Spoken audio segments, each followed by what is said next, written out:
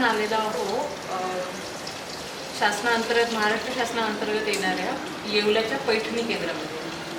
आपल्याला आता डायरेक्टर साहेब थोडी माहिती देतील. नमस्कार सर. नमस्कार सर. तुमचं नाव सांगा.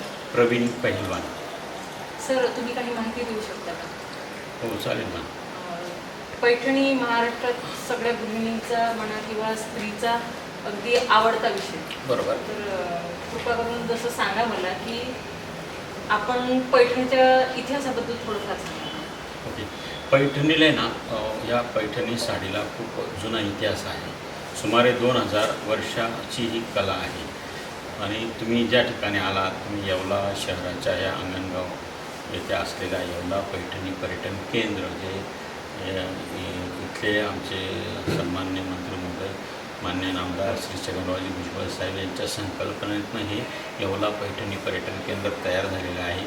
त्याचा उद्देशच असा आहे की येथील विणकरांना त्यांच्या कामाचा मोबदला मिळावा आणि आलेल्या पर्यटकांना त्यांना जी अस्सल पैठणी आहे ती मिळावी, म्हणून या ठिकाणी हे स्वतंत्र पैठणीचं दालन उभारण्यात आलेलं आहे.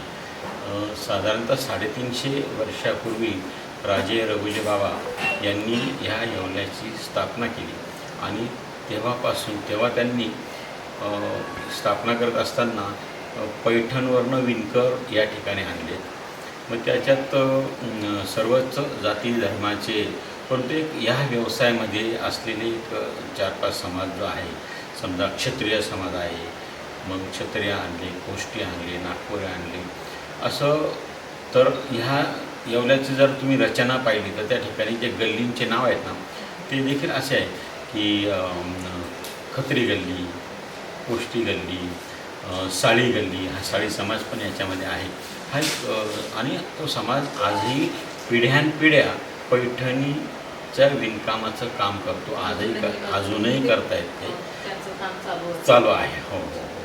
ही जी पैठणी आहे तर ही प्युअर सिल्क, याचं जे सिल्क आहे ना, तर हे बेंगलोरवरून येतं. हे कच्चं सिल्क येतं. या ठिकाणी आमच्याकडे जे डाईंग करणारे आहे ते सुद्धा पिढ्यानपिढ्या डाईंग करतात. आणि एक खासियत अशी का 1 किलो जर तुम्ही सिल्क घेतलं तर त्या सिल्कमध्ये 25% घट येते. त्याचं डिगमिंग केलं जातं. तर आम्ही त्याला वखार काढतो असं म्हणतो. आणि त्यामुळे ते सिल्क आता मऊ होऊन जातं. म्हणून या पैठणीची एक खासियत आहे का तुम्ही जर ते हातात पैठणी साडी घेतली तर ती खूप मऊ लागणार आहे. आणि दुसरं म्हणजे तिला कितीही असा चोळा केला, घडी घातली, आणि ज्यावेळेस तुम्हाला ती साडी पुन्हा हे करत असेल, त्याच्यावर नुसता हात फिरवला तरी ती पूर्ण असं इस्त्री केल्यासारखी होते.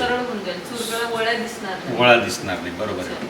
ही एक महत्त्वाची सरांनी माहिती सांगितली की सिल्कची ओळख काय असायला पाहिजे, की ती कितीही चुरगाळली तरी ती हात जरी फिरवला तरी अगदी सरळ होईल. बरोबर. त्यानंतर याच्यात कालांतराने आता यामध्ये महिलांना लागणारा पर्स बनवल्या जातात. जेंट्ससाठी जॅकेट्स वगैरे, शेरवानी, कुर्ती असे पण या ठिकाणी आता हल्ली बनवलं जात आहे. हे जे केंद्र आहे या येवला आणि परिसरामध्ये सुमारे 400 शोरूम या ठिकाणी आहेत. परंतु हे आगळं वेगळं असं केंद्र आहे की ज्या ठिकाणी फक्त प्युअर सिल्क आणि हँडलूमवर बनवलेली साडी मिळते. तुम्ही इतर दुकानामध्ये गेलात तर तुम्हाला मिक्स सगळ्या साड्या पाहायला मिळतील.